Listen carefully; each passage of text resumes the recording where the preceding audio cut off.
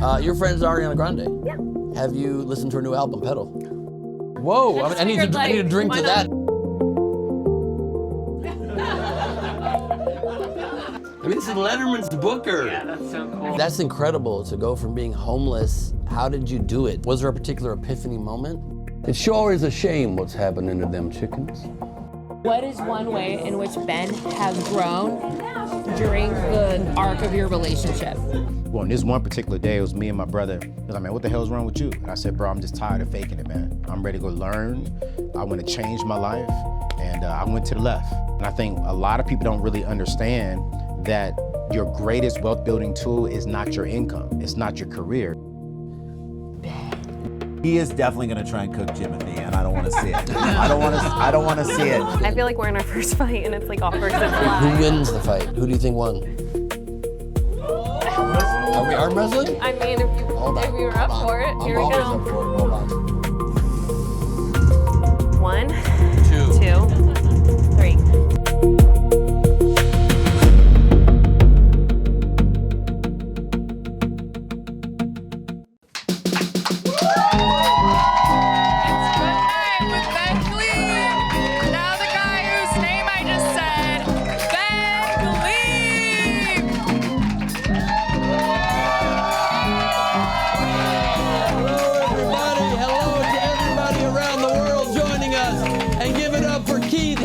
And the 2-piece spicy. Boom! Welcome to the show. Tonight we are doing our 11th episode. Yeah. Most people would celebrate the 10th episode, but not us. That's what they would want you to do. We're a different kind of late night show. Also, most hosts would use cheap ploys to get applause, but I would never do that. Not to the best audience in the world. Amazing. Yeah. Let's get right into the big news of the week. Crumble, the cookie company, has a new cookie flavored with flamin' hot Cheetos, and it has TikTok divided. Half of TikTok is saying the cookie sucks ass, and the other half is claiming it sucks balls. We will keep you posted. Trivia time. Can you guess the kinkiest state in America? Based on internet searches by state and number of times people per week say they have sex in that state, New Mexico wins the top prize. Coming in dead last is the Lone Star State, proving that Texans only fuck people with their laws. A new study says that due to the economy, singles have begun going on dates that don't cost them any money, or as women call it, dating. It's true, Gen Z apparently can't afford first dates anymore. You know it's bad when your date takes you to the park and it's BYOB. New research says that dinosaurs were roasted to death by an asteroid's dust cloud. Even crazier, the cloud roasted them with Yo Mama jokes. Yo Mama's neck is so long, Fred Flintstone rides down it on the way to lunch. Yo Mama's arms are so small, it takes her a month to give me a hand job. Yo Mama's so fat because dinosaurs in general are huge. Yo Mama's so old, she died millions of years ago, and I'm sorry for your loss. A discarded SpaceX rocket just collided into the moon today at 4,500 miles per hour, creating a giant new crater. Surprisingly, it was not driven by Tiger Woods. SpaceX is claiming that solar flares set it off course, but according to Elon Musk, that bitch-ass moon had it coming.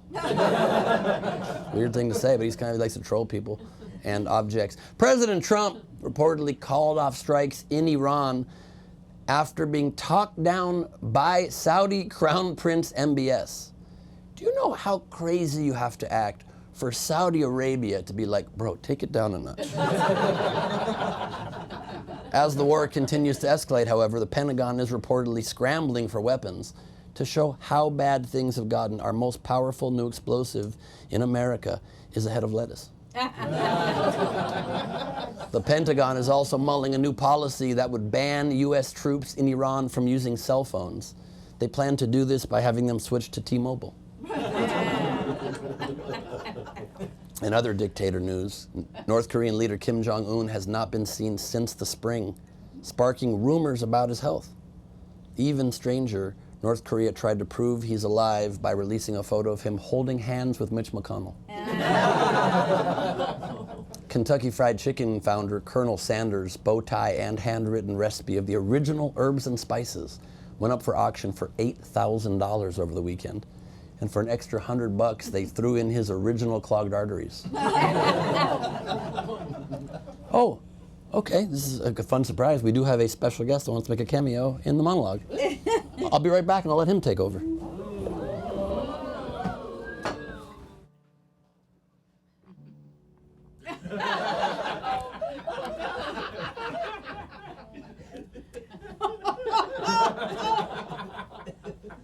I seem to have lost my goatee. Why don't you join me on the lanai, young man, for a mint julep and marvel at the wonder of these majestic...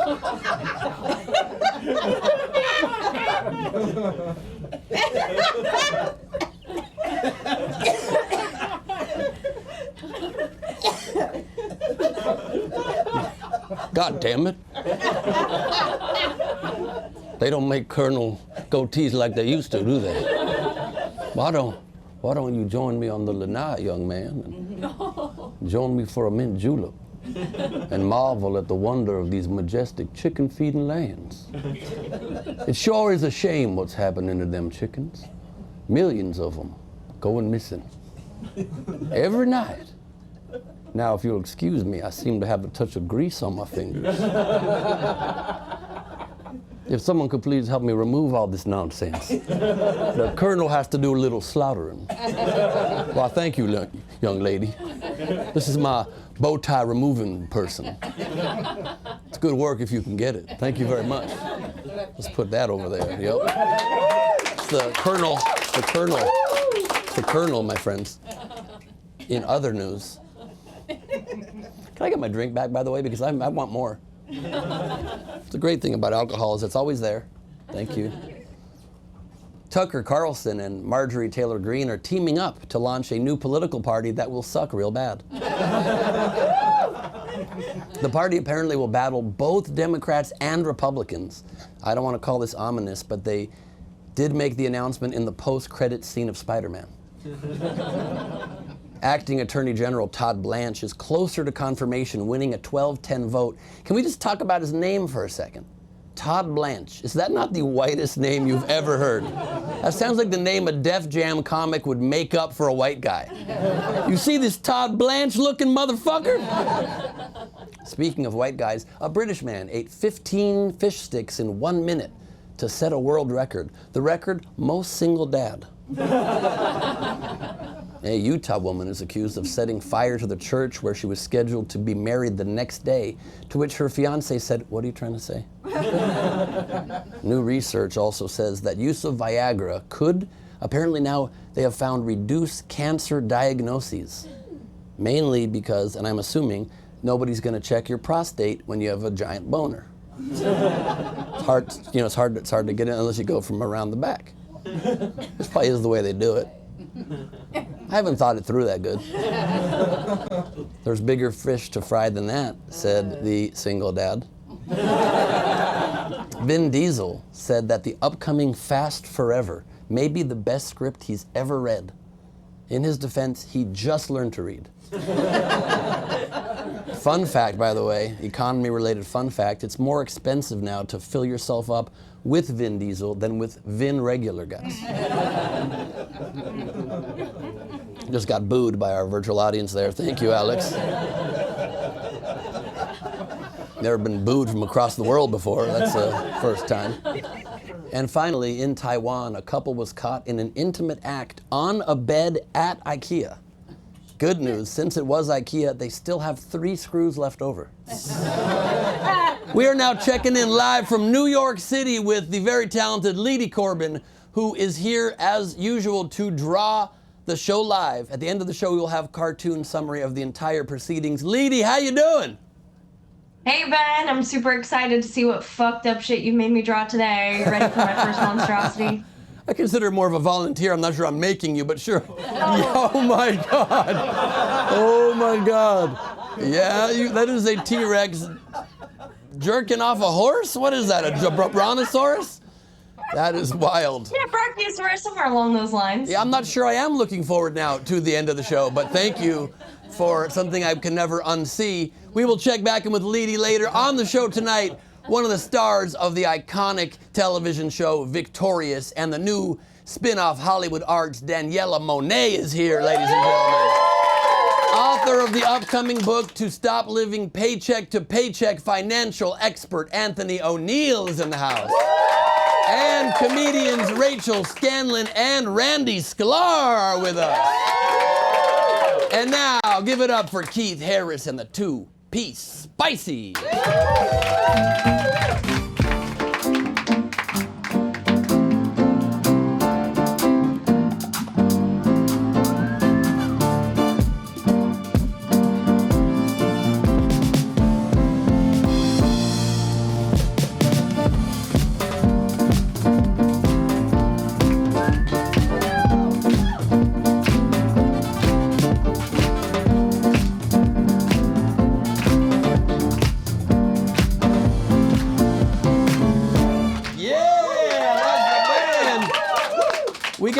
Red Johnson back in the house, filling in for Keith Harris on the drums. Yeah, I'm so happy to be back, man. Great to have you back. Thank you, my man. So we love having Keith, but we missed having you. Hey. Do you mind introducing us to our new piano I'm right player? Here, Ben. I'm right here. This is Keith, bro. This is Keith. Keith who? You know. Let's get it started, guy. Black Eyed Peas, doom, No, I'm pretty certain you're wrong. Oh, come on. Keith Harris is our drummer and musical director on the show. I do several things. I'm playing piano tonight. Different hat tonight. Okay, we're going to agree to disagree. Give it up for Reggie Reg and Keith Harris, everybody. We also would like to announce the winner of our weekly YouTube comment contest. Last week we had Hannah Stocking and Dave Asprey on the show. The best comment we saw on YouTube was, quote, "I've never heard bubble guts in a song before." Perfect. That was at R. Longmire78. That wasn't even a lyric in the song, so Longmire was high. But you have won your free VIP ticket to a future taping to be on our video walls. And if you'd like to leave a comment on this week's episode on our YouTube, best comment will again win a free VIP ticket to join us for our show. And post-show, just leave the comment on YouTube at Good Night. You'll find the episode, and at Make It a Good Night on Instagram. If you DM us, if you win Longmire, you can DM us. You get to collect your ticket that way, or like whatever ways. Like, I'm available, call me, whatever you need. Also, joining us in the audience, I wanted to give a quick shout out and say hello to two very special friends of mine. Zoe Friedman and Amber J. Lawson are here. They are the co-founders of Comedy Gives Back. Give it up for Zoe and Amber J. Just wanted to say hello. And Hi, Ben. hello, Zoe. Tell us a little bit about Comedy Gives Back real quick. Quickly, thank you for the opportunity. Comedy Gives Back is a safety net for comedians who are struggling. So Music Cares takes care of musicians, and Actors Fund takes care of actors. Comedy Gives Back takes care of comedians who are in crisis, financial crisis, mental health, chemical dependency treatment, and try to address the needs of our community. It's an amazing organization. I Thanks. can't believe we did not have this before Crazy. you guys came along. And tell us about the upcoming benefit show. What 818? We are having the Brody Stevens Festival of Friendship. That is August 18th at 8 p.m. at the Comedy Store. It has Jay Moore, Eleanor Kerrigan, Byron Bowers, Cameron Esposito, Dean Del Rey, Adam Ray, Marilyn Ruska, and Ron Taylor, fresh off of winning the Funny AF. On Netflix. That's an amazing lineup. It feels like you're just missing maybe like a host for that benefit show to tie it together. Who's your host? Well, Ben, we did get somebody really special. Who's that? Ben Gleib. No shit. Yes, Okay. Ben Gleib. At the Comedy Store on the 18th, right, of August, you can get a ticket for the Brody Stevens Memorial Show for Comedy Gives Back at thecomedystore.com. Just comedystore.com. Yep. Don't put a "the" on there. You'll be fucked. So go to Comedy Store. The Comedy Store? No. Which one is it? Go to whichever one. Find it. You're an adult. You can find it. Comedystore.com to get tickets in honor of the great Brody Stevens. And I would like to quote the late, great Brody, if there's ever a joke on this show that you don't like and don't laugh at, one of his great go-to lines was always, if you don't give me a chuckle based on cadence alone, you don't get it. My first guest is one of the stars of the iconic Nickelodeon series Victorious. Now she hosts the series Storytime with Daniella and is returning soon as her iconic character Trina in the upcoming Netflix spin-off of Victorious called Hollywood Arts. Please welcome Daniella Monet.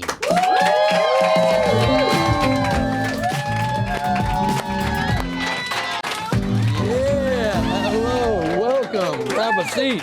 Right here? Thank you for being here. Oh, thanks for having me. So good to have you. This is so Daniella, how you feeling? Great. Congrats on the new series. Oh, thanks. Thanks. So exciting. How long has this been in the works? 15 years. Really? Damn. You like to Since the slow last roll one. it. You slow roll it. Yeah, had to make sure the timing was just right. Make them Understandable. wait for it a little. I get that. So how did it start? Was this a group chat with the old cast, or how did it get going? No, so I was, well, long story short, about 2 years ago, I got a call from one of our writers of Victorious, Jake Farrow, asking if I had any interest in revisiting Trina in a new show called Hollywood Arts, and I had to really sleep on it. I was shocked. I was so not in that mindset in that moment. I had just gotten back to work. I had 2 kids, took 5 years off, and was literally on my first weekend off up in Vancouver filming a movie, and I had just basically gotten back into the swing of things. And when I heard that, I just thought, no way am I going to dive all the way back into that world, that character. This can't be true, too good to be true. And so he said, well, let's get to the script part, wrote the script and sent it to me a few months later, and I was like, I can't not do this. This is so good. It was so good. It was so fun. So how long did it take you to sell your kids so you could focus on that? Yeah, they just walked out. They were like, we like the show. We want more of it. See this. We'll see our We're way going out. camping. Yeah, figure I it get out. That. I yeah. get that. Yeah, no, that was wild. Juggling it all and figuring it all out as a mom now is a new thing. Love. How old are your kids? 5 and 6. 5 and 6. Yeah. Wow. In Yeah. 1 year, they will be 6, 7. They love that. I'm so sorry. The new trend for next year is 7, 8. I don't know if you know that. And then 8, 8, 9. That's right. That's right. Is there a behind-the-scenes story from the Victorious days that maybe people still don't know? Oh my gosh, behind the scenes story. Or just any story, anything that you. Oh gosh, look back I mean. as a fond memory. We would get our phones taken away. You made a lot of faces right there. Yeah, it was. You would get your phones taken away? Yeah, we were just so young and silly and also working in a real show, and sometimes you forget because you're working long hours and you vibe with each other, and so they would dock our phones.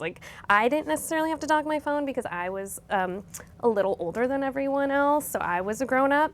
But I remember there being a station where at some point you had to put your phone down, go to work, be Damn. responsible. You were older than the rest of the cast? Yeah. Really? Yeah. Are Always you- have been, still am, actually. It's crazy. Yeah. So tell us about the new series. Anything we need to know about the plot? What is the plan for it? Well, my character Trina is still very much Trina. I like to say Trina's gonna Trina. So I'm a I little love grown to up. say that. I'm gonna start saying that. Trina's gonna Trina. About myself. I think so. It Trina's tracks. gonna Trina. They're like, Ben, that's not even your name. I'm like, I don't care. Doesn't matter. And people will get it. They'll get it. Yeah. So she comes back to Hollywood Arts as a substitute teacher, hoping that there's some Nepo babies in the class and she can get a leg up on some gigs. She's a struggling actress, nothing's really changed. And she kind of figures out that she's good at it. She's good at this. So she sticks around and Fun. yeah, it's a whole new cast of characters and they are so good. So fun. So good. What's the hardest thing about being a mom? You went from this great Hollywood life and this huge successful show to all of a sudden having this entirely different domesticated world. Well, how much time do we have? I'll give you one piece. I remember being pregnant with my son, my first, and telling my manager at the time, give me 3 weeks postpartum, and then we can start getting back on the road, And 3 weeks turned into 3 years, turned into 4 years, turned into 5. I was like, I'm out. I can't, I don't know how to do this anymore. What does that look like? I just leave them? They need me. Yeah. No, they could crawl around. Now, right? And they speak, they can advocate for themselves. But and then one day I got the itch and I was like, we either go for a 3rd kid or I go back to work. You made the right choice for sure. I feel like 2 kids should be the legal limit. I think it's perfect. Definitely. 3 is insane. Yeah. There is something What are you about it. doing? I don't know if you guys noticed, but 3 is kind of the new 2. All my friends are on their 3rds. Like they're like past. Ooh, Like hard pass on that. it's a lot. No one has that much time, and at that point, you're really just like not parenting well. You're just going for quantity over quality. Get two right. You know what I mean?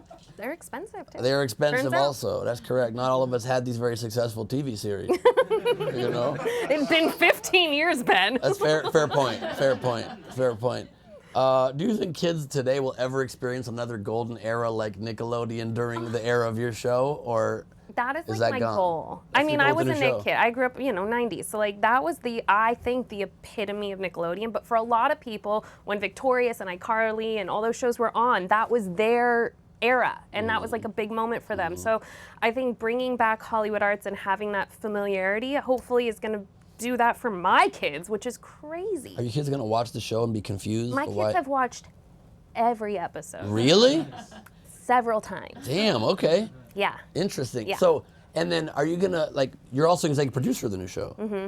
So what are you gonna any changes? I know there were some also tough and awkward times back on Victorious. So you've talked about that. There was sort of in some ways a systemic sexualizing of children at a young age that were in the show, and you've spoken about that.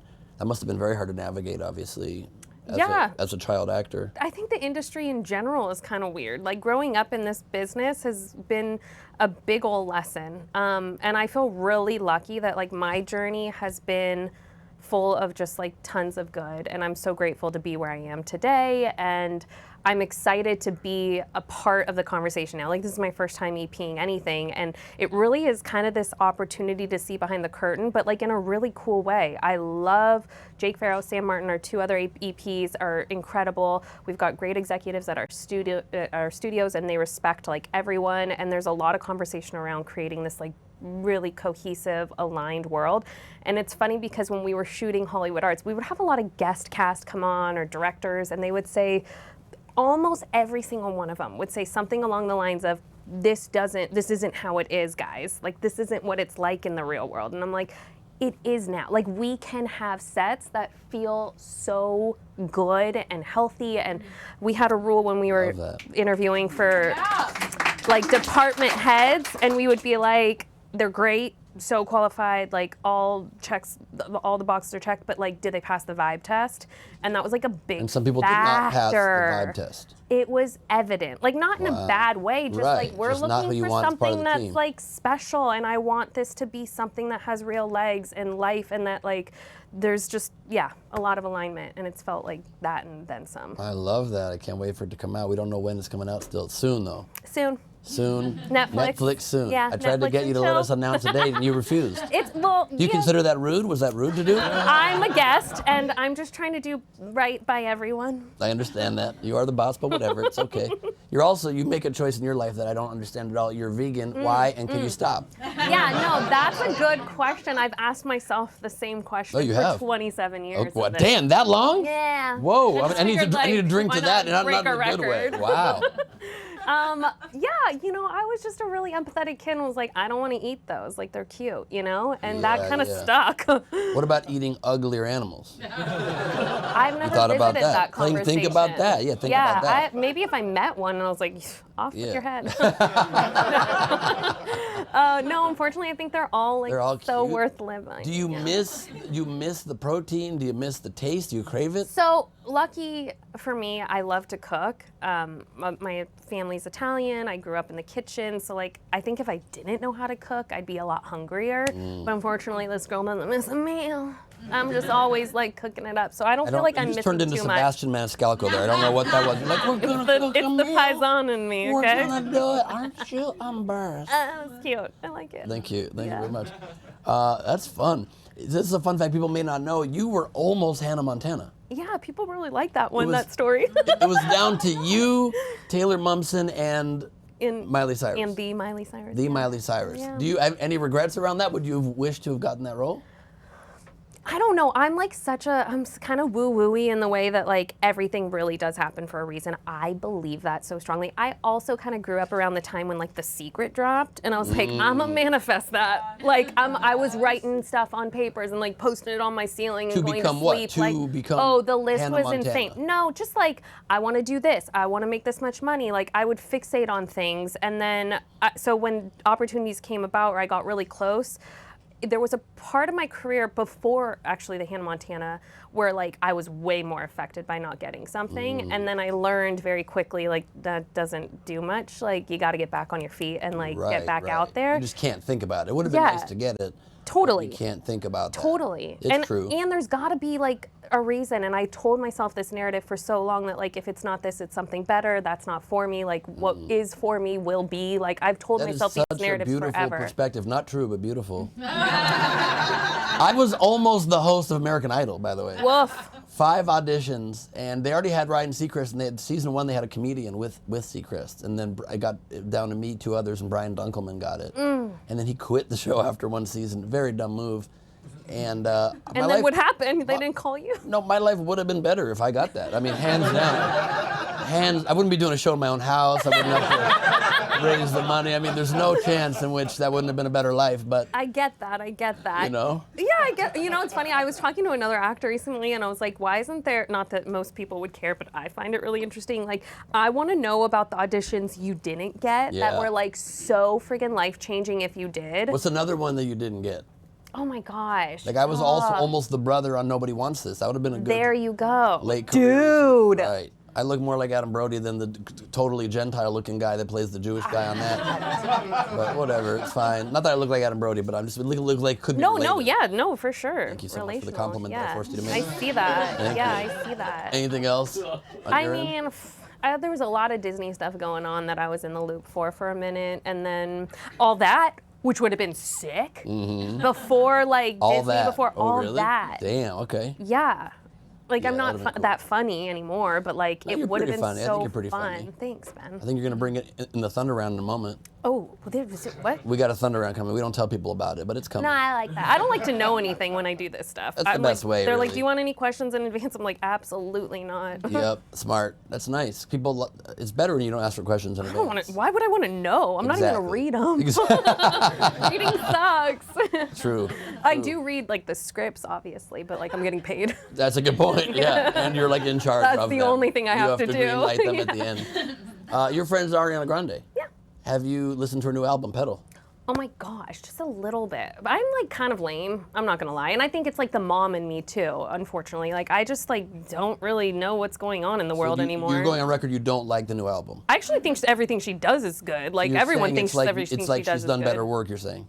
Good question. I mean, there's a lot of buzz around it, so I'm assuming it's amazing. Yeah. It's probably, I think she's just so friggin', she can't do anything wrong. She's so She is pretty gifted. awesome. For sure. For sure. That's really my last question, I think. Are you ready for the Thunder Round? Okay. It's time for the Thunder Round. Okay. All right, there are correct and incorrect answers, so get ready. Okay. Try to keep the answers short, 5 to 10 seconds each. Ooh. Victoria Justice or Ariana Grande? Just choose one? Correct. For like life? To survive on an island? Yep. Survive on Island. I'll take that. Jeez. I mean, I guess I gotta go with the sister. She would play my sister. I wouldn't have had a show if I didn't have a Victoria to be a sister to. So you're saying you choose Victoria? Yep. That is only because I did ask her out once and she did reject me. We're gonna go incorrect on that. Got her number, called her the next day. Granted, I was a little stoned when I called her and I didn't plan my opening line. I told the story in the premiere, but I didn't use her name, but I will use it now. Oh, good. And I called and literally the first thing I said, it's my fault really, was, "Hello, young lady." Oh. And granted, very bad opening line, but her response, and hang up, was also maybe not the nicest response. So, I don't know. If I had to give someone advice, I'd probably say like, pass. hang up that phone. Yeah, that's fair. Okay, that's fair. That is correct. Perfect. I won. Yes or no question here. Do you think you're ready for this jelly? Yep. That's correct. Yeah. You bring children's books to life in your series Bedtime Stories? it's Oh, called? thanks. Yeah, story time with Daniella. I just did that for funsies for my Yep, kids. Yeah. Yep. It's a YouTube series It's podcast. just like a podcast. It's I a don't fun- know. I don't know what I'm doing. Just upload them. So, children's stories, big part of your life. Finish this Dr. Seuss line. I would not, could not, with a... Mouse. We would have accepted goat or mouse. That is correct. Well done. What? Well done. 0 messages or 1,000 unread? 1 million unread. Yes, that is correct. Yeah. That is correct. Do you want to see how many emails I have unread? I beat you all day. You do I'll not beat me. Do you have your phone on you? I beat you. It's in there, but How many is it? Like 46,000. Yeah, oh man, I used to have mine here and I moved it off the home screen because there were so many I couldn't see it anymore. 46,000. Mine's like 300,000 unread. I don't have it here anymore, so I Wow. don't see it. But how many texts you got unread? That's more like 100. Yeah, I'm 138. Yeah, okay. That is correct. Oh, we're kind of like the same Z We're the person. same person, I know. You should see my new series coming out soon on Netflix. Arts Hollywood. Arts Hollywood. Correct. It's the reverse of your show. I'm so excited. I can't That's wait. right. I can't wait You too. too play a substitute teacher. I do, but I'm like really like a stupid one. And he says, "Hello, young lady." Everybody goes running. It's very true. What's the second best Nickelodeon series of all time? Oh my gosh, like all that? Second best? I don't know. It's what I loved growing up. That is incorrect. It is You Funny. Can't Do That on Television. That's a Nickelodeon show? That is incorrect. It is, and I can't believe you didn't know that. You can't do that on television? That's incorrect. It is a big popular show. What year? Can you say I don't know? I don't know.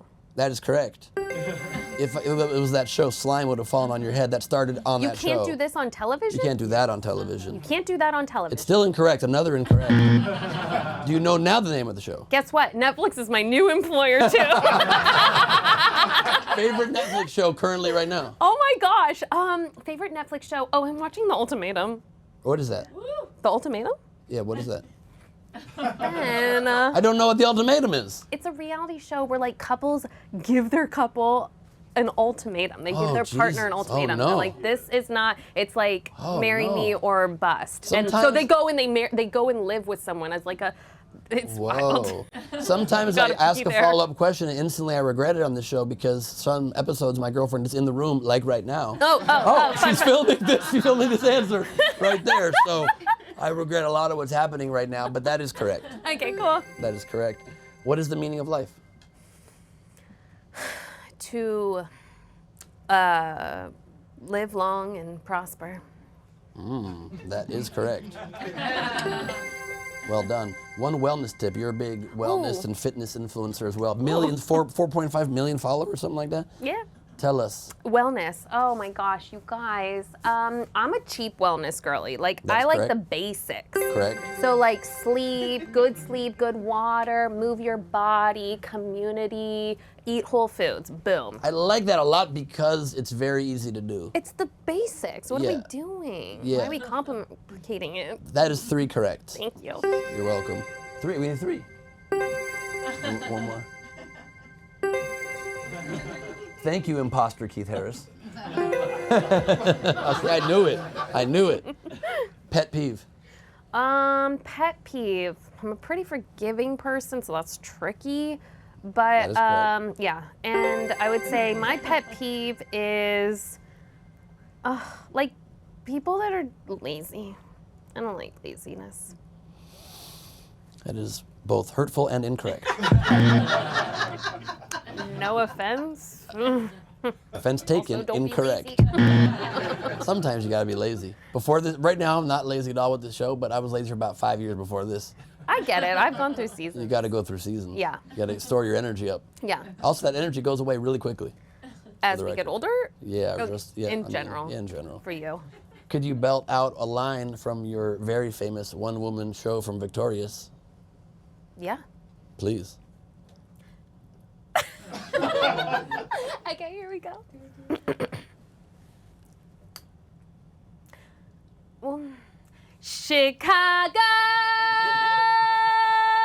Chicago. That's kind of like the grown-up version. Yeah, that's correct. I wanted to like give you a line. Yeah, I would like a line. Let's do one more. You get a bonus point if But you I'm get like to one trying to line. remember them. The doctor says I ain't never gonna walk again.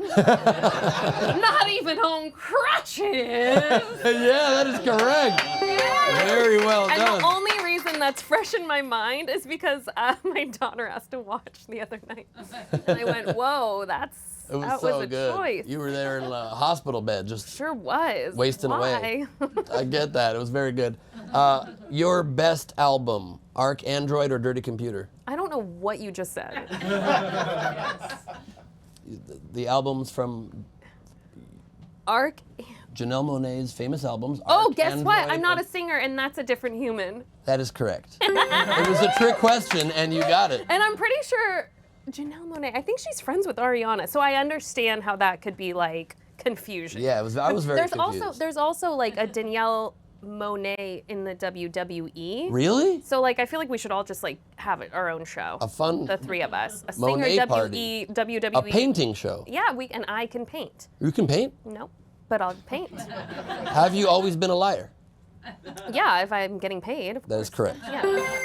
What artistic period did your, I'm assuming, grandfather, Claude Monet, live in? Oh, God, what an era. The good one. That is incorrect. And I don't know which one it is either. Impressionist? You are Impressionist? The I was 1860s. gonna say that just for fun. That is That's a incorrect. complete And that is a guess. lie, which is well done. So that's correct. I'm smashing Just this. 2 more. Why did the chicken cross the road?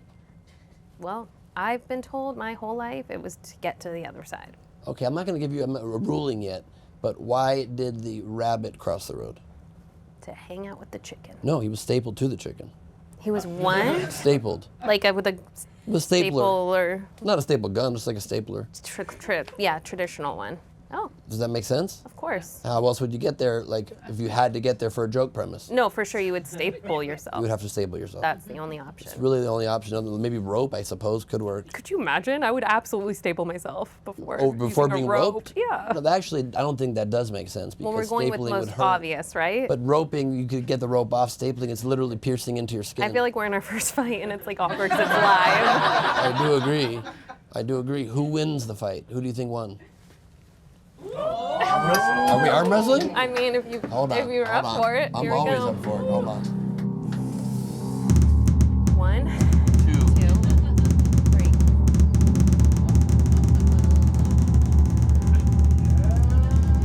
I have a chair on wheels. You left your arm left the thing. Your arm. Goddamn.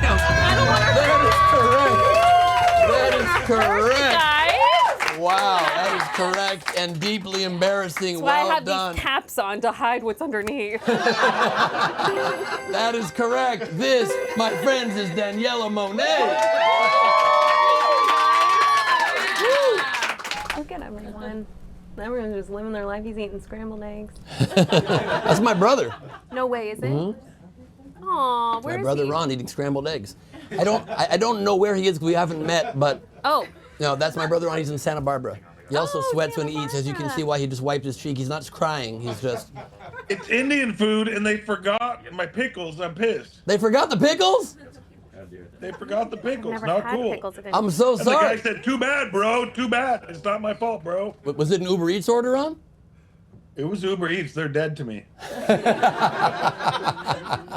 That's your Makes a brother. lot of sense to That's me. your brother. That's my brother for sure.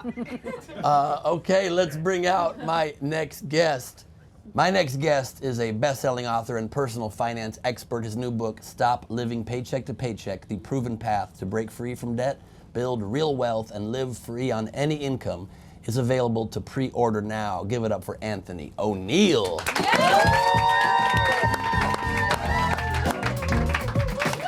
Thank you for coming here. Good to see you, Anthony. Thanks for being here. Man, listen, man, I was just enjoying Daniella on the backstage. I like this. This is a fun time. Man, listen, you have a beautiful home, man. Thanks for allowing me in. Of course, All anytime. those pictures, I was like, okay, I'm in his house. That's right. This is correct. This is my real house. Hey, man, I love it. I love Yes. it. Yes, sir. One of my financial tips is like try not to rent an office or a studio, you know? Hey, man, listen, man, I'm doing the same thing. I wish I was thinking like you back in the days, man. Yeah. You saving money. I like it. Saving a little bit of money, also spending a great deal as well. We'll talk about that later. You have a full staff here, so I can see This that. is correct. And you got, Black Eyed Peas in the building, too. This is correct also. Supposedly. I don't recognize this man, but Hey, supposedly. nah, we trust. It's we you? know. Really? Hey. Okay, take off the glasses for a second. Oh shit, it's Keith Harris. Damn. I'm here. Wow, great to see you, buddy. Thank you for being here. Thanks for having me. Of course, I didn't realize you play all these instruments. That's exciting. You're a huge success now. You have built these businesses, you built your financial independence, but tell us a little bit about where you started, your backstory. I actually started right here in California. Oceanside, California, right outside of San Diego, in between Oceanside and San Diego and LA. And man, it's a lot more location details than we needed, but sure. You want to tell us the exact coordinates? Or? About 2.3 miles from the pier of Oceanside. Oh, okay. Oh, I can picture it. You got it. But man, no, I started from right there. Grew up in the Oceanside, California area with parents who were just hardworking middle-class individuals. You know, working 2 to 3 jobs just to provide provide for me and my other 2 siblings. And we didn't really have wealth. We didn't really have access. We didn't really have much to it. So growing up, I knew how to work hard, but I didn't know how to manage and multiply my money. So I knew how to get the bag. I just didn't know how to keep and multiply the bag. And so that was the very first thing that I really learned in life, that I was sick and tired of that, seeing my mom work 3 jobs. She was in the school district, worked for a bookstore, and then worked for Kmart back in the days. And I was like, man, I ain't doing that. I'm not doing that growing up. So I went and taught myself literally on my own while I was homeless, sleeping in a Walmart parking lot in Oceanside, California, reading books, just really learning the money philosophy so I can come back and just teach my people, our people, how to get wealthy. Damn, wow, well done. Amazing. Before I ask you more questions, I think you have one of my beard hairs on your, can I grab that? Was that mine? I think it's a full-on smiley face. That's definitely yours. That's definitely mine. Yeah. One of my Colonel Sanders wig hairs, I mean. I mean, that's incredible to go from being homeless. How did you do it? Tell us about how you, was there a particular epiphany moment that you just all of a sudden saw a different timeline for yourself? Yeah, man, you know, I was on a pier, and you know, in California, man, we love the pier, we love the water. So every Friday when we would get off of work, me and my boys, man, we would all go wash our cars, right? We'll be driving these expensive cars, but we'll make sure our 22-inch spinning wheels was shining. And then we'll make sure the cars was good, and we'll take off our shirts, put on oil, go to the beach, right? Take off our shirts again, and then make sure that the ladies could see us. Yeah. But the thing that really got me that day, true story, was my boys' shirts are off. We look good. Stomach is looking real flat. Mine's a little flobby. I can't relate to that part of the story at all. that part I can. That part I can. The floppy part. Yeah, I wasn't looking good. But I mean, one of my boys came up to me and asked me for $5 to go to McDonald's. And I was like, wait, how are you driving a Range Rover sitting on 22s and you ain't got $5? Damn. I stepped back and I was like, wow. You got a Range Rover, you got a Mercedes, I'm driving a Ford Explorer, we all have nice cars. And I looked at deeper, we're all going home to our families, to our mom's house, dad's house, grandparents' house, but we all driving real nice cars, but we're all broke. And it hit me, I said, how many of us in this world, we look good on the outside, but we struggling financially on the inside. And so after we would leave the beach from playing volleyball and just having a good time, right around like 10 o'clock, we'll all go to the right, leaving the beach to Denny's back in the days. Well, on this one particular day, it was me and my brother, and I said, hey man, I'm not going to Denny's, I'm going home. He was like, man, what the hell's wrong with you? And I said, bro, I'm just tired of faking it, man. I'm ready to go learn. I want to change my life. And I went to the left. And on that day, who I thought were my friends, they actually didn't become my friends because it was like, man, you're a little different. You acting funny. I said, no, I'm just tired of being broke, but looking like I got it. And so that was the epiphany for me, was I didn't have the money, but I looked like I had it, but my bank account was negative. So how did you break this cycle? Man, I went out there and learned, man. I picked up a book back in the days called Total Money Makeover by Dave Ramsey, and I read that book. You read it too? I'm familiar with Dave Ramsey. There you go, there you go, there you go. So I read his book, man, and it just related to me because we are taught to consume debt. That book taught me the opposite of not to consume debt, but to have ownership. And so when I read that book, I said, man, how come no one's teaching me how to think like this? And that's what I literally did. Got 3 jobs. I started paying off all my debt. I even stopped dating ladies at the time. And I was like, man, listen, y'all are too expensive. It's expensive. I could spend back when I was saying I would spend even now, I spend no money in a week and then one dinner date and you're like, it's a couple $100 and you're like, damn. Hey man, listen, I mean, you said at the beginning of the show, dates are getting free now. Yeah. Even at my level right now, I like free That I dates. could do. I love it all day long. Absolutely. My very first credit card was $500. I spent $150 at Red Lobster back in 2003. It's a lot of lobster. Yeah, but I didn't pay it. Okay. And I ended up paying $300 for all you can eat lobster and biscuits. With all the interest accrued. Exactly. Damn. So I paid all that off, and I said, you know what? Let me just figure out how to do it. So the very first thing I did was I learned how to budget. You know, we don't like that word.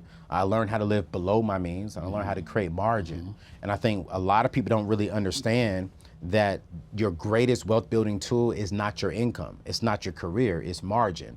How much money do you have left over after you spend all your money? So if you have $5,000 coming in and you got $5,000 going out, that means you got no margin.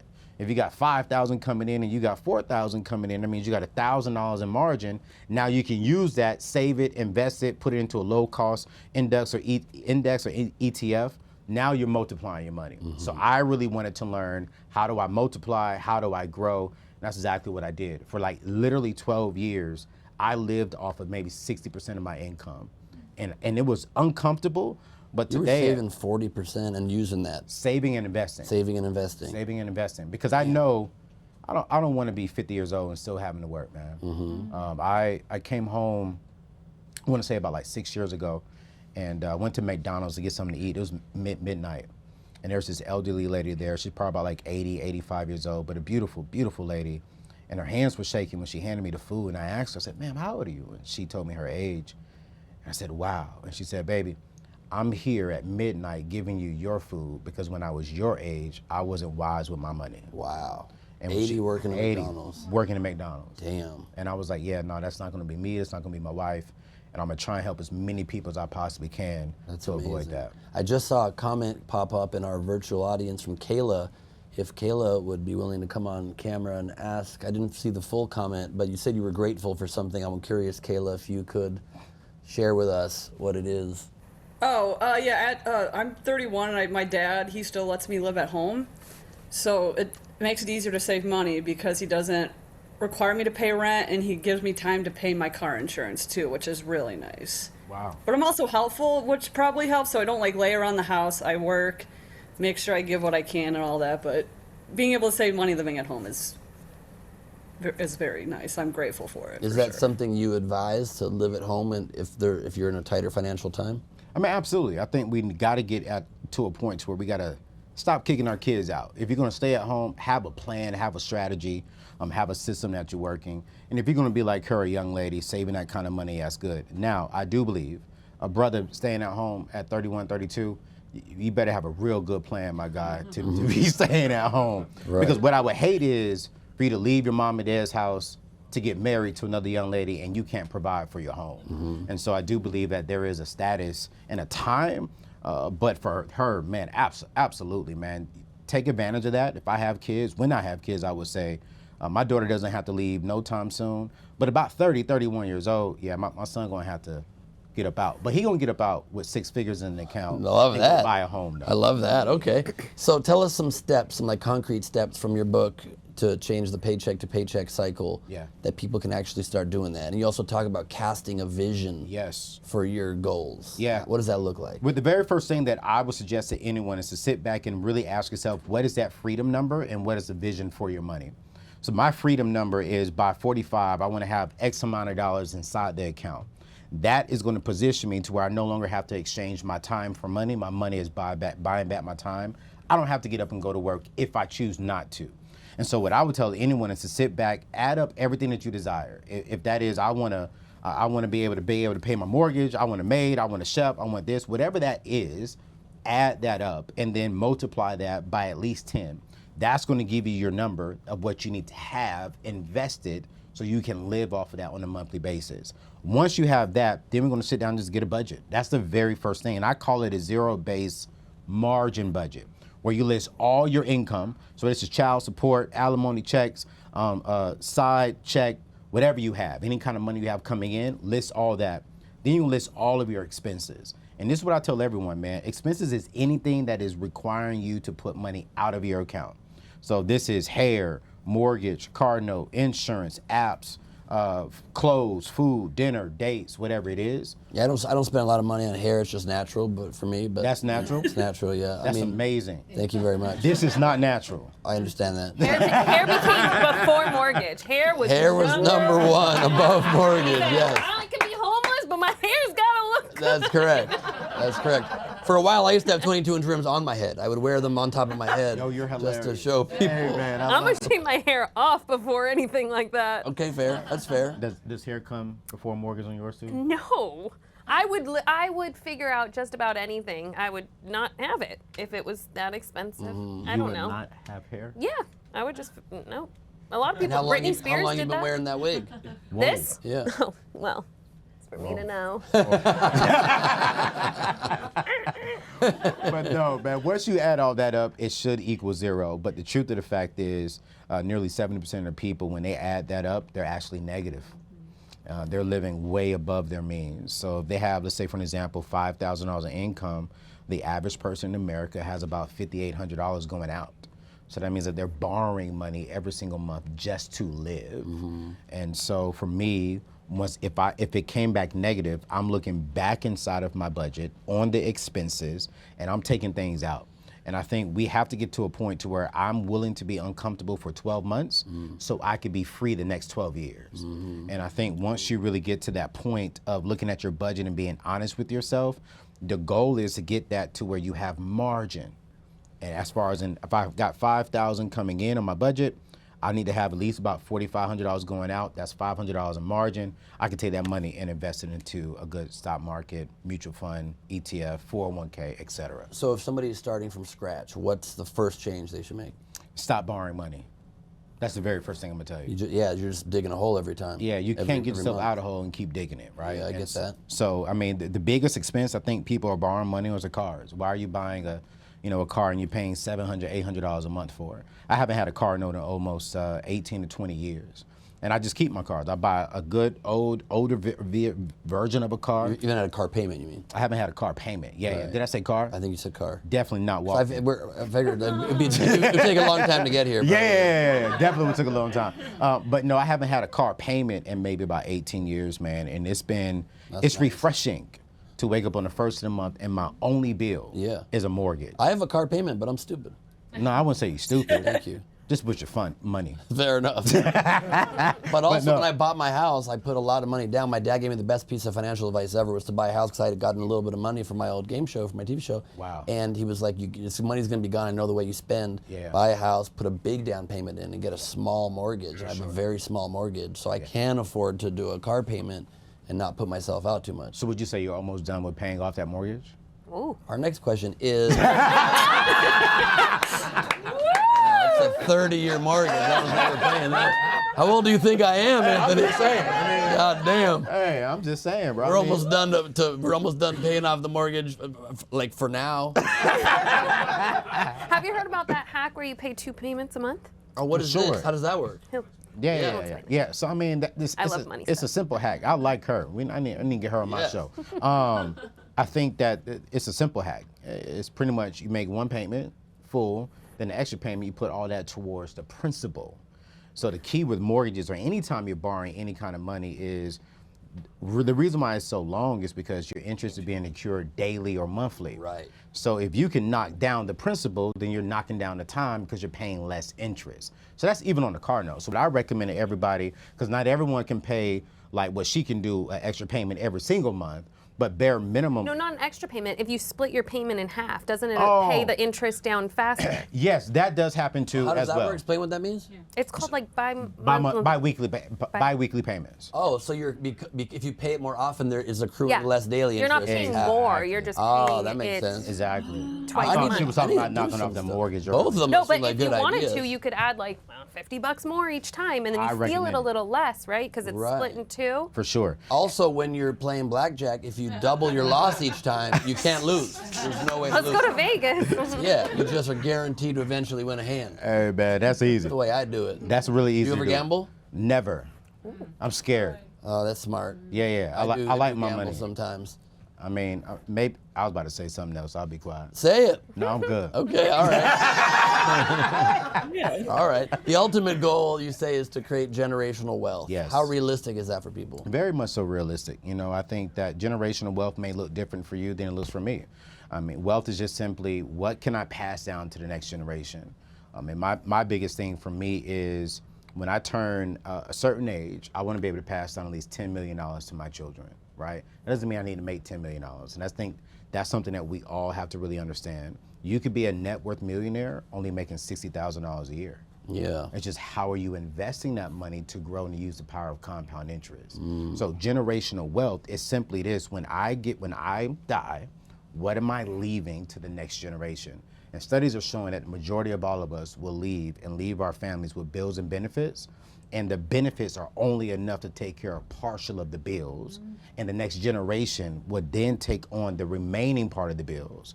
And so if we can just really live below our means, get on a good strategy, I call it the escape plan inside my book, Stop Living Paycheck to Paycheck, where I show you how the simple steps, step by step, on how to go from living paycheck to paycheck to really becoming a net worth millionaire of 7 figures or more.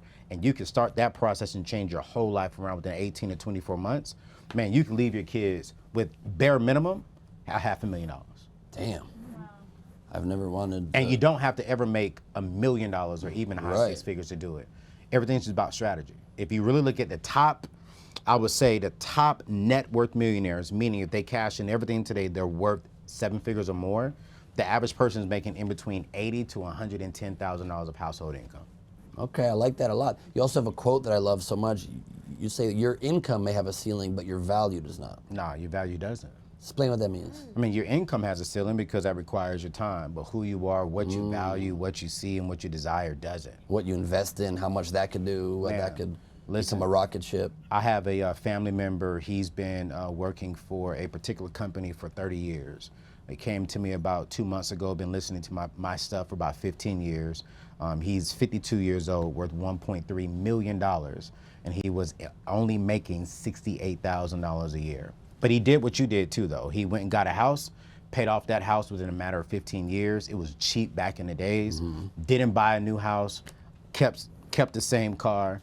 He just wanted to invest. So at 55, he'll be able to retire, live off of the compound interest of his principal, what he has invested, and be able to make some good money for himself and his family and be able to pass that down to his children. Brilliant. That's generational wealth. Brilliant. I love that. We have a few questions from our virtual and in-person audience for the both of you. I'd like to start with Miriam, who has a question for you, Anthony. Okay. Miriam's right here in the front. How you doing? First of all, thank you. So much wisdom. I grew up below the poverty line. It is so hard to escape that paycheck to paycheck. So thank you for writing the book and the Bible for it. Appreciate it. I feel like social media is filled with so much wisdom, and it's also a cesspool of narcissists trying to claim they know what you should do with your money. Yeah.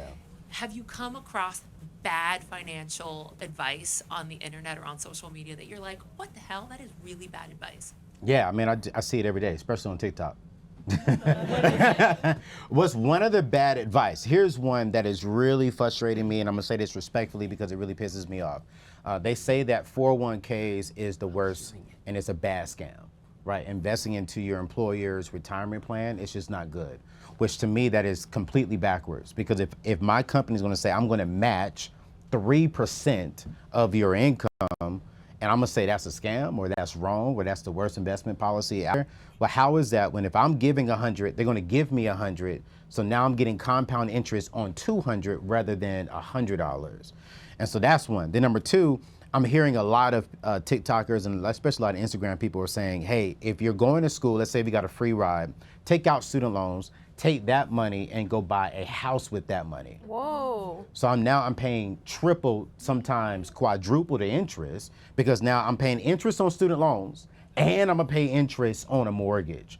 But what they're trying to do is say, take this hack of, hey, you live on the left, rent out the right, or get a home, you live in one room and rent out the other rooms. That doesn't work. And it doesn't work because there's no guarantee you'll be able to do that. And then two, you're using 2 different loans to buy one thing. It's just not wise. So what I tell everyone on social media, man, look for the credentials. I'm not saying everyone needs to have a degree or some type of certification, but for me, That's why I went back to school, to get my doctorate in finance and investing, a real one, right? And that's why I'm doing different things, because I want to make sure that as I'm teaching online, I had accreditation, AFC accreditation, and I have the degrees and diplomas. And that's why I would suggest with everyone looking on social media.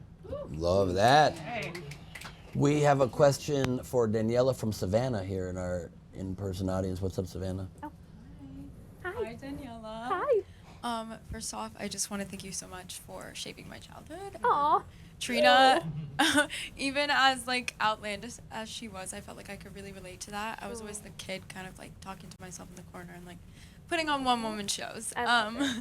But I kind of wanted to ask, like, was there a sort of preset routine maybe that you picked up just from watching your fellow co-stars, or something that you kind of learned was like best for getting your head in the game as an actress throughout the years? Ooh, good question.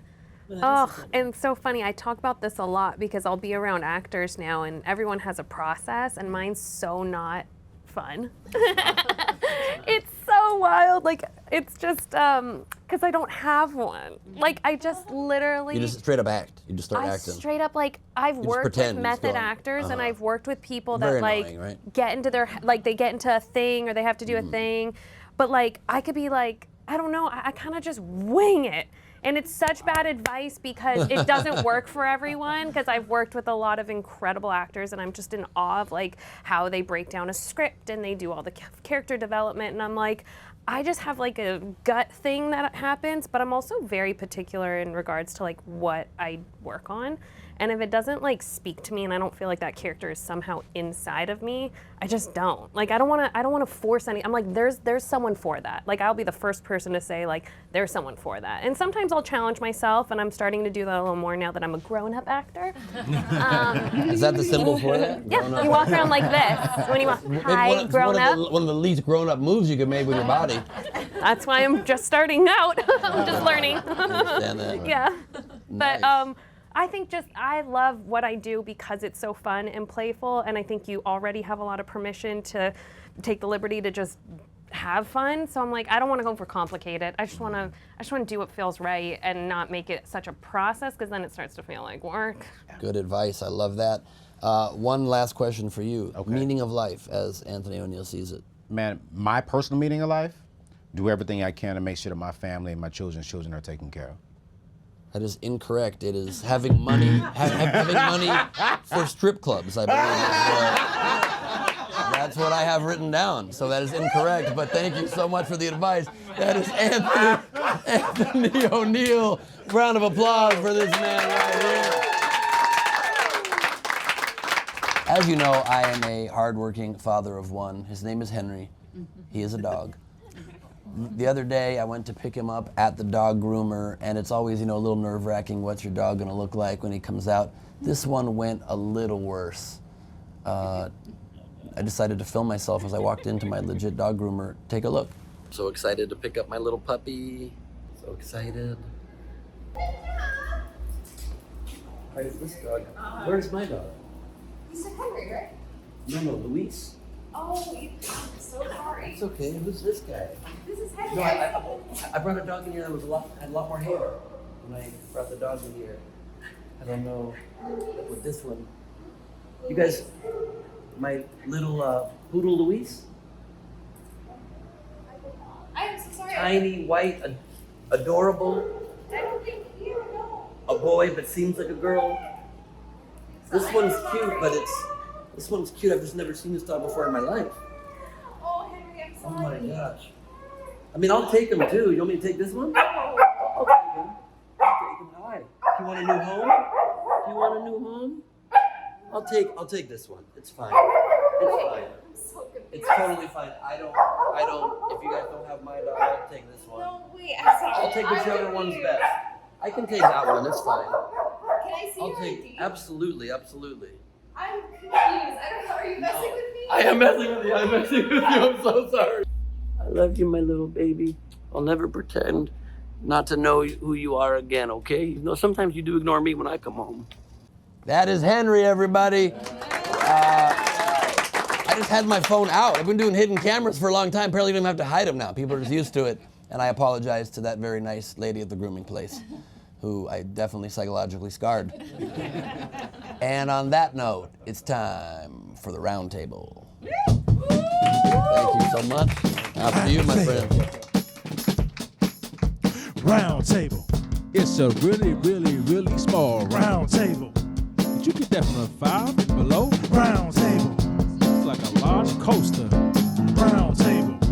Oh, that came from T-Boo, huh? Round table. I couldn't hear their mics. I'm assuming it was all compliments. Joining me for the roundtable tonight is a comedian and actor you know from What We Do in the Shadows, Better Call Saul, Curb Your Enthusiasm. He's one of the hosts of the hilarious podcast Dumb People Town and one half of the famous comedy duo the Sklar Brothers. It's Randy Sklar, everybody. And here on my left, we welcome comedian and co-host of a podcast, which name I don't even know if I can say, but I'll say it. Two Dykes and a Mic. Yes. Which is on tour in October with tickets available at rachelscanloncomedy.com. Yes. You can watch her special Gay Fantasy on Amazon Prime or Apple TV. The other half of the famous comedy duo, the Sklar Brothers, Rachel Scanlon, everybody. Thank you both for being here. Your outfit is unbelievable. Thank you It's so incredible. much. You meant hers, okay. No, yours is fine. You look good. like one half of Colonel Sanders, but that's fine. That's right. And I look like I'm trying to steal Benicio del Toro's essence in a Wes Anderson movie. That's 100% true. You should be center frame. And you've done it. Indeed. I like that I'm not the only one with shoulder pads today. Yeah. I didn't know these jackets have shoulder pads until Nicole Lappin called me out on that in an interview, and apparently I need shoulder pads. That's right. Well, it's working. Everybody's looking hella butch today. Speaking of dudes who are hella butch and love a good eyeliner, Vice President J.D. Vance has his own podcast now. Ted Cruz does as well. Secretary of Health and Human Services, RFK Jr., launched a cooking show. Thank God. Called The Real Food Show. I assume it's all raccoon meat. Yeah. He apparently will prioritize in this show protein, full fat, dairy, and whatever else the manosphere is into these days. Yeah. Kennedy shared his preferences for food, saying, and I quote, "I'll eat anything. I don't have a gag reflex." Literal quote. Yeah. Should politicians have shows and podcasts? This is where we are now. Some should, he should not. I mean, that's true. I don't want to know how to flambe 18-day-old whale meat on the top of your car. Like, why? This guy is the last guy. He is definitely going to try and cook Jimothy, and I don't want to see it. I don't want to see it. I don't want to see it. True. When they have less spine, there's more meat. Exactly. I will say that this is the opposite of a lesbian podcast. This one in particular, they're having full dairy and full fat. Lesbians are having absolutely no dairy and mostly puss, I think. That's a hell of a diet, though. It's a hell of a diet. Well, his is about eating in, and yours is about eating out. Different.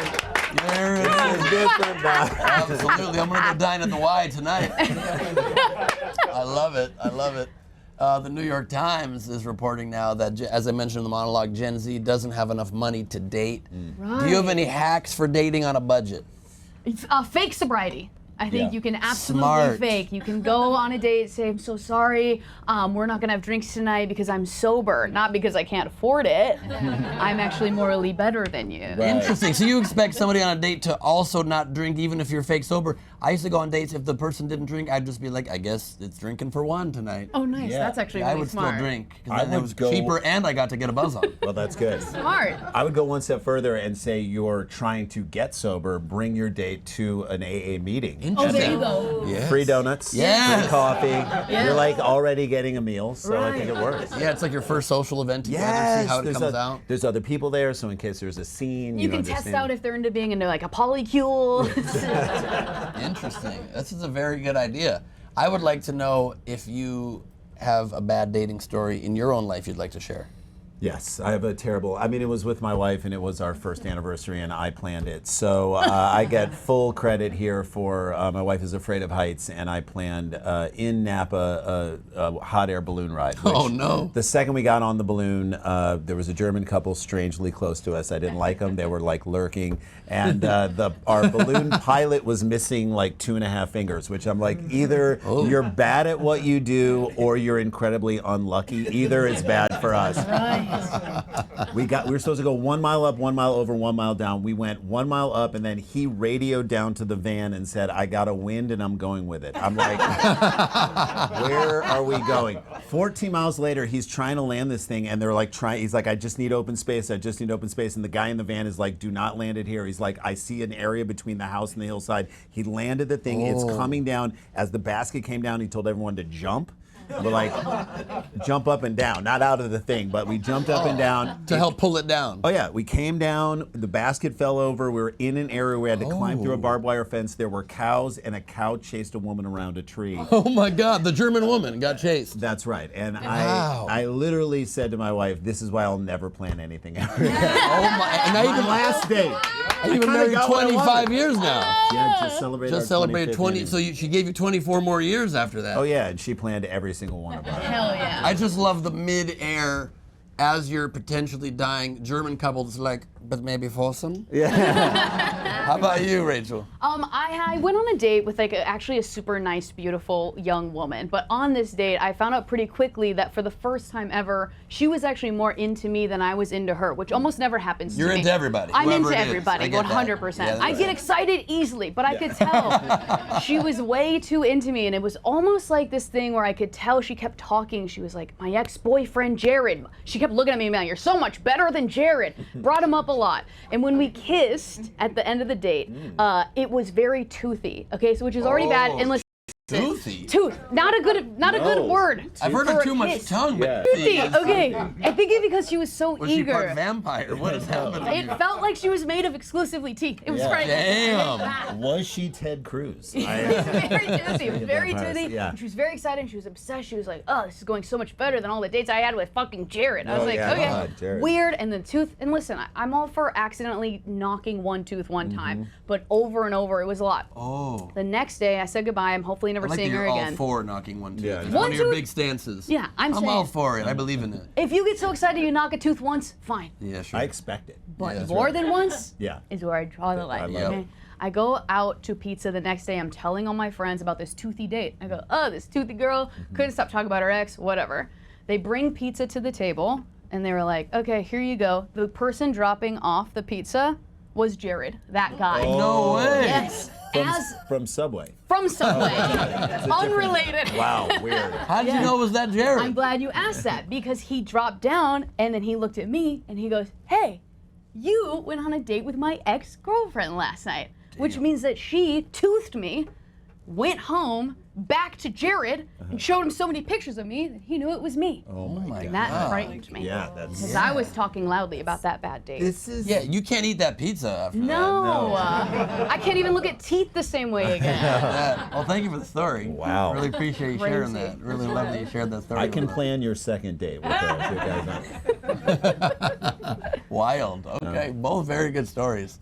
Both very good stories. One time I had a date so bad in college that we were both so bored, and I had a disposable camera at the end, and I pulled it into my parking lot, and she said, "Let's take a picture that summarizes what this date feels like," and we both took a picture of sleep in the car. No. And then she's like, "Well, mind if I come in for a minute to use the restroom?" And she comes in, and then my roommates were like, "Let's do game night," and she's like, "I'm staying." And after she made very clear she hated me, she stayed for 3 hours. Oh, no. It was not good. It was not good. I did have a date where I was expecting to match with this beautiful femme, and what showed up was a very masculine woman, and our sex ended up being much more like wrestling than you'd think. And I did knock my head open clean. Whoa. Yeah, Wait, needed to that get- is where we met. I knew That's it. it, guys! So good to see you again. Yes. That's a game night, guys. That's right. Thank you for those frozen peas. You're so welcome. I'm hoping later tonight, threesome, you, me, and Jared. Let's go. Let's go. Eat fresh. Let's go, you guys. Look, society's obviously unraveling before our very eyes. Becoming an influencer is the new American dream. Young people are literally aspiring to this. Arizona State University just added a bachelor's degree in content creation. There was an influencer strategies professor at USC who said, quote, "Influencing has a success rate equal to acting. Very low success rate. Do you think influencing is a viable career option? Should content creation be a degree? Are we doomed? What do you think? I think it makes perfect sense that if you get a content creation degree from ASU, that you should also get a minor in borrowing stuff from your dad's Amazon. Yeah, definitely. Oh, yeah. Right? Still being on their insurance till you're 20. Makes a lot of sense. I think the guy who's the professor at USC, and he's telling people, look, there is no way you're going to be successful with this, that is his influencer path. Like he's trying to be the guy who tells you can't do this. He's that guy. If you're looking to make money as an influencer, back off, that's my lane. Yeah. He's like, that's what I do around here. God bless. Speaking of influencers, Ariana Grande has been under scrutiny a lot lately for her body and clapped back by telling fans to mind their own business. Obviously, Chappell Roan and Doja Cat have had their own viral moments for asking their own fans to leave them alone. We all know. Yes. Telling them to get a job. Do you think part of being famous is being, you're both very well known in your own right, is part of being famous being subjected to haters and personal attacks, or should this stop? Definitely you are subjected, but I'm going to just give credit to Ariana Grande for just being able to clap it all. You know, I mean, I just like to be able to have the strength to put her hands together. I'm just going to give her props there. And just when she claps, she suffers from what's known as collapsed lung, and it just instantly... Everything claps That's inside correct. of her. So I'll give that. Yeah. She must be so tired after clapping back. That's right. She must be exhausted. She had one clap Oh my back God. and then slept for 3 days. It was one. Oh my It was God. one clap back. She licks donuts just for the sugar. That's right. I mean, bless her. I say, you know what? I think it's kind of refreshing that like A-lister, like classic celebrities being like, leave me alone. I don't want to be bothered, because I do feel like this generation of celebrities really want to take selfies and be talked to by everyone. So That's I right. prefer, I say, give me the classic, leave me be, instead of going live streaming. Well, it's leave me alone. I don't want to be bothered. Let me know what you think about my leave me alone. I don't want to be bothered. Yes. Comment or subscribe. Yes. I'm launching the Leave Me Alone tour, where you can get merch that's all about leaving me alone. Yes. We used to have fans that would support making people. There was a famous Leave Britney Alone guy. Oh yeah. Who helped people leave Britney alone. And Look how well that worked out. Maybe Ariana Grande can do just knife work in her house, like Plastic knives, maybe. Plastic knives. Maybe that's a all little she can lighter. lift, right? A little bit lighter. Wow. Who are your favorite artists? My favorite artist. I mean, I do love Chappell.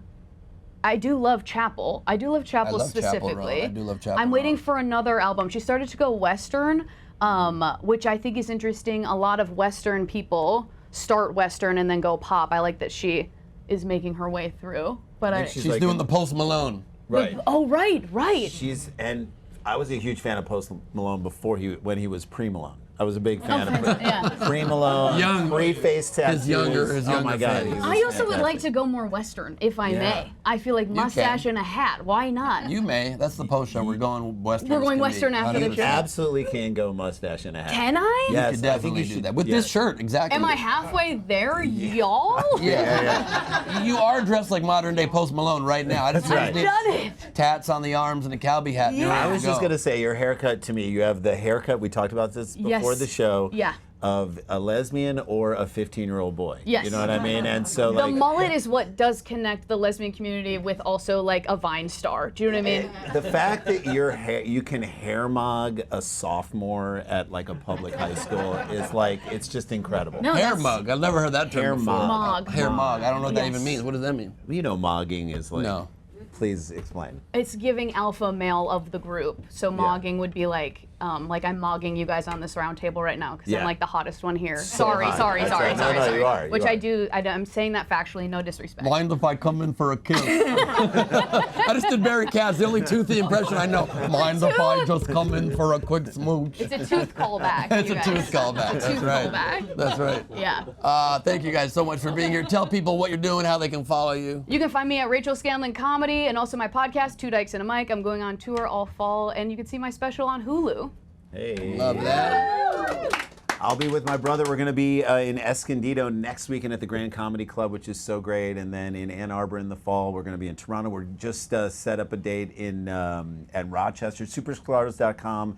put your email in and sign up for that stuff, and we'll let you know when we're doing other things too. Love that. And you can follow at Daniella Monet and at Anthony O'Neill for their amazing social media channels. And that, my friends, is the Roundtable. Thank you, guys.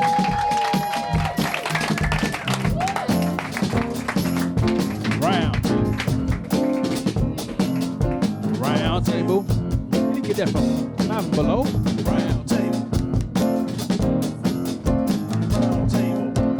Yeah, there we go. This has been a very fun one. Before we wrap it up with some cartoon drawings, please make sure you like and subscribe. The Colonel demands it.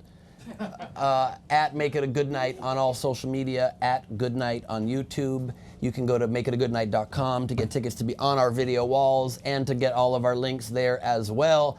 And you can go to patreon.com/goodnight with Ben Gleib to join all kinds of, to get the full unedited post show, to, I don't know, you do Zoom hangs with me. You got a lot of stuff. I'm being told it's very feature rich.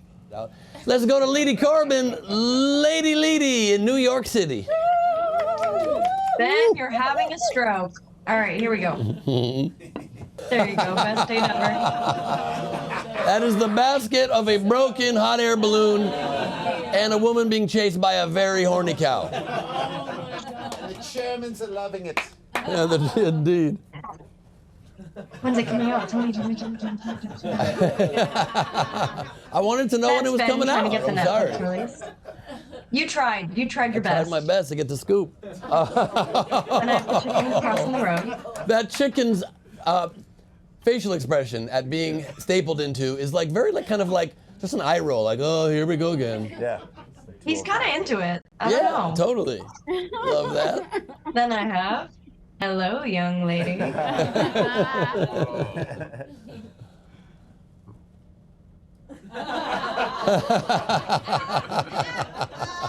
Amazing. That is a bald Daniella Monet. And last but not least, Henry literally will not come out. He's so upset that I, for a moment, didn't acknowledge his presence in that bit. That is what he looks like. I will have to give him so many treats after this. Leedy, how can we follow you? you can follow me at Leedy Corbin on all the platforms. Leedy Corbin, everybody. That, my friends, is the end of the studio portion of our show. Join us now for the Nightcap, and if you can, whenever you can, make it a good night.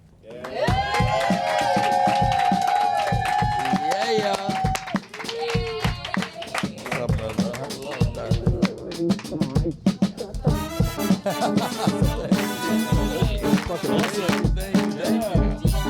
Little life coaching can do, huh?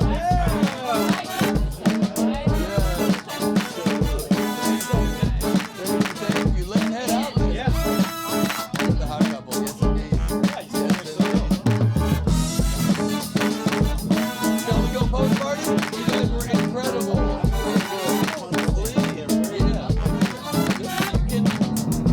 You'll be on text with me too, but right there. Mike Huddleston, Randy says hello. Come on and join me, everybody. Let's do it. Come on, everybody. Yeah. Thank you for all your help. Did you have fun? Oh yeah. Love it. Thank you very much. Go help yourself to a drink and some food. Hi, Deidre. Pleasure. What's up, bud? Thank you. Good to see you. Thank you for coming through. Thank you very much. I appreciate it. Thank you. Yeah. There, my little buddy. I got cookies for you. Come. Here, Henry, cookies. Here you go, Bubba. There's cookies. Good boy. Take your cookies, buddy. I got your Molly, too, little guy. You don't want one? Let's have one. He makes a really good whatever this is. Nice vibe. Can I have a whatever this is? Strawberry smash. Yeah, I would love a strawberry smash then. Ben, I really enjoyed it. Thank you so much. You're a really great host. Thank you so much. You're so charming. Thank you so much. That's cheese for my little Henry. I know. I was playing ball with him because I felt bad. I know I feel bad too. To not have to acknowledge him when he came out. No, that was tough. sad for me. It was sad for me too. I don't know if at the end if that played funny or just mean and sad, but Henry, you deserve some. he's usually nothing but loved on camera. So a quick comedy bit, I feel like he's okay. You want more, Henry? Here, Bubba. Well, now he's going to have therapy like his dad. Henry Bubba, here's some more for resting cookies. us. There you go, buddy boy. What are these? Little clam crackers, I call them. And here's some more These are the cheese too, Trader Bubba. Joe's things. Only 3 calories per. You want to go get this, little buddy? I think the Here. jacket was great. Yeah, thank you. Yeah, shoulder pads look great too. Oh, that was a bad throw. What's that? Why is there shoulder pads in these? I don't understand. I do not understand. Drop your volley, I'll throw it for you. Good boy. My son had a very bad haircut too, so I I recently. Now you're so tall. I'm going to crouch. Let me sit in the middle here. Yes.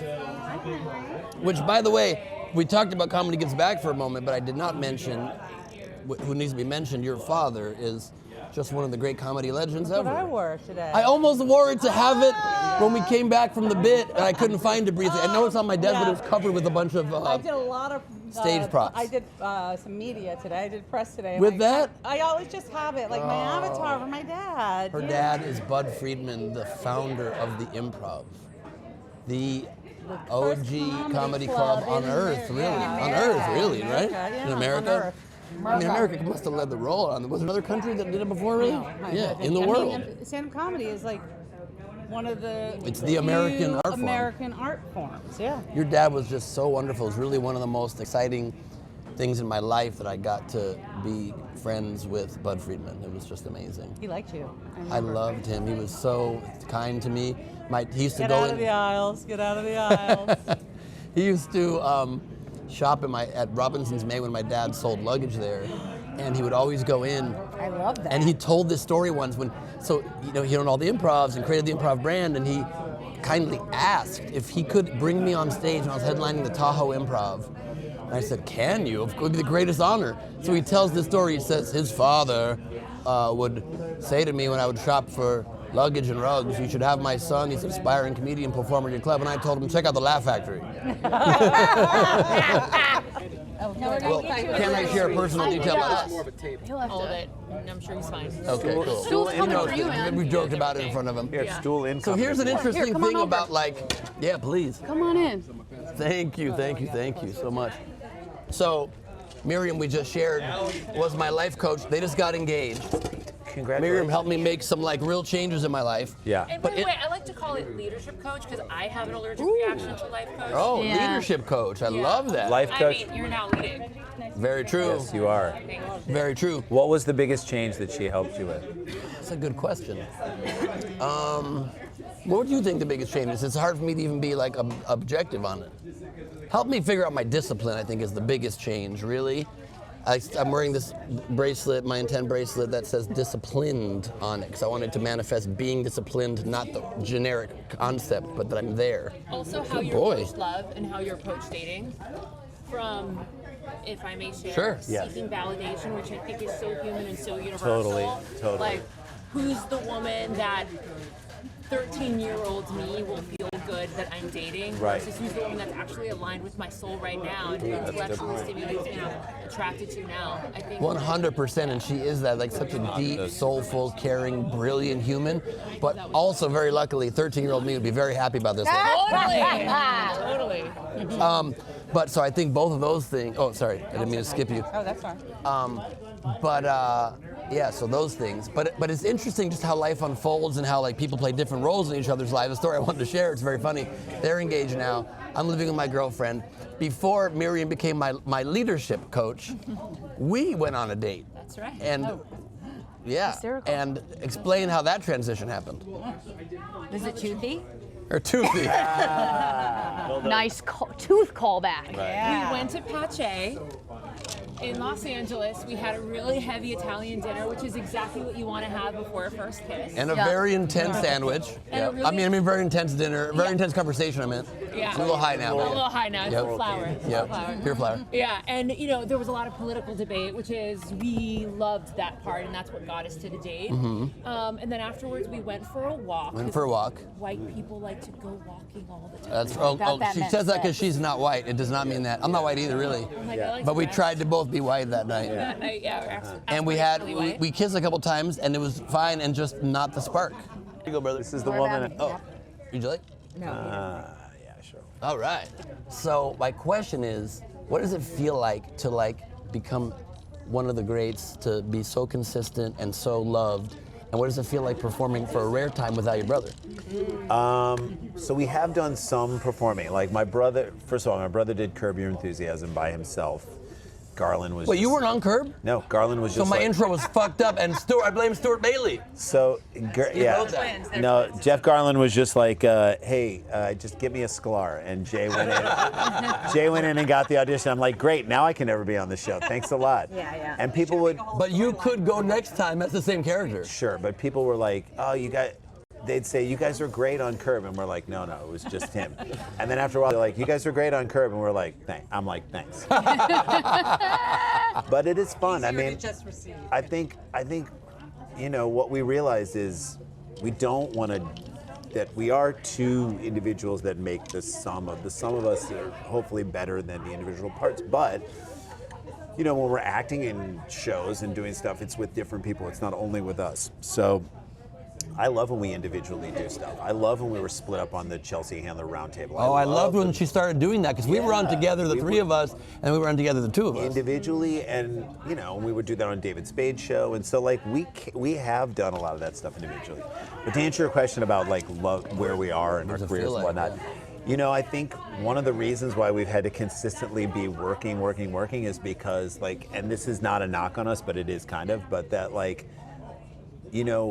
I think the miracle of our career is that we're still doing it. We were talking about this today because, we have had some great shows that we've been a part of, and including our show on ESPN, which was great. But Seeds legendary. It wasn't the type of hit that was like, yep, here's your money for the rest of your life and for all your things. So we have had to continually have to grind and work hard and continually improve all the time on our stand-up. So it's like nothing, it can never rest. We always have to keep getting sharper and sharper and sharper. And it's a good thing, sometimes it's tiring, but what I love is it introduces us to lots of younger comics. And I just love the scene so much. Right. And there is just like there is no safety net like you guys have provided for comedians, which is the coolest thing ever. Could not support Comedy Gives Back anymore, but there is no real. He can't support you anymore. No, I can't do it. I can't do it. Could not support them anymore. I could not support it any less, and I will not support it anymore. I'm making a stand. No. Okay, let's go in. We're gonna wrap it up in the ashram. I'm gonna get one more drink, and we'll wrap up in there. Anybody need help? There you are, Zoe. There you are. There you are. Thank you for being here. It was. I love you. I had to personally invite you because I've been wanting to come. I didn't know how to be a part of the audience. Ask me. I should have known. I know the host. Let's get a drink and go to the ashram. I'm so proud of you. Join us in the ashram in a bit, in a few minutes, to wrap up. We'll do 15 more minutes and wrap it up. Hey, Josh, could I have another one of those? Actually, I just want a mezcal soda with a touch of strawberry flavor. Okay. Thank you, my man. Us four should talk for a second, too, actually. I had questions. Wait, guys, come and join us for a second. All four of us to talk for a second, then we're going to go in the ashram in 3 minutes. Hi, love. She had no choice. If you want to. Okay, can I ask you a question? Yes. And you don't have to answer because I know there's a camera. What is one way in which Ben has grown during the arc of your relationship? A way he's showing up now that in the beginning he wasn't. God, so many ways. Yeah? Yeah. I have a dog allergy, and that's been really challenging for us. And he's shown up for me and just make so many changes in his life that was habitual for him for 8+ years. Really means a lot to me. Wow. And that must be challenging for you to hold because she's the most important person in your life. And also Henry. Absolutely. I have no choice and I wouldn't want a choice, but I'm happy to honor my lady and adjust the things that I want to do. And it's even hard on Henry too, but we're doing our best because I just want her to have the happiest, most comfortable, most flowing life. And her and Henry are bonding, by the way, too. Good. Can you recall a moment during the relationship where maybe you guys got into a tiff about something and then by the end you were like, I guess I should probably shed that habit? Or 100%. What's one? I don't even know if I want to share that. I might want to keep the details of that private. Yeah. But I will say that like I was just saying to you a second ago, is like you just develop sometimes some lazy habits or some not your best self habits when you're like living for your own devices and you don't care, and then you are luck into this like impeccable queen of a woman, and like you owe it to her to be your most elevated best self, and that's a lot of work sometimes because it's easier to be lazy, but like Daniella said in the interview, she hates laziness. And I've learned to hate it. I used to be it a lot of the times, but like you just have to like elevate to like give her her dream life, and it's an honor to get a chance to do that. Come on over, come baby. I had such fun tonight. What did you think of the show? Oh my God, I told Stuart, I was like, oh no, I was telling somebody and they overheard and they told Stuart that was, I said that was the best monologue I've ever heard. Ooh. Ran out and he was like, oh my God. Really? Wait. Come, you want to sit on the floor with me right here? Sure. All right, cool. Hi. Wow, I love his very Do you want to sit up here, Ben? No, this is my spot usually where I chill. Come, Bob. Amazing in There here. you go, baby. Wow, it smells awesome. Yeah. Thank you. Is this where the orgies happen? That's right. That's right. Welcome. That's what they say on the internet. Speaking of, we can bring you a bottle of wine. It's in your fridge. It's called Menage a Trois. Yeah. We got to keep the door open for the line of sight for the antennas and the microphones. Like fully open. Yeah, we did get you a bottle of wine called Menage a Trois because we just That's figured you so would like that label. sweet. That's so funny. Wait, so how did this episode feel? I'm sure they all feel like a different animal. Yes, they totally do. Tonight felt amazing, and I just asked her what she thought of it. She thought it was the best monologue. So funny. You're really funny. Yeah. Thanks. And we made edits. We ran it for the whole staff before. We did that for 2 weeks. Were in a you row reading now. that off a prompter? Or Yeah. I imagine to memorize that level of stuff each week off a prompter, but yeah. I felt amazing. It felt the most like in flow and easy. And for the first time, I kept the interviews to a reasonable length. The show was shorter.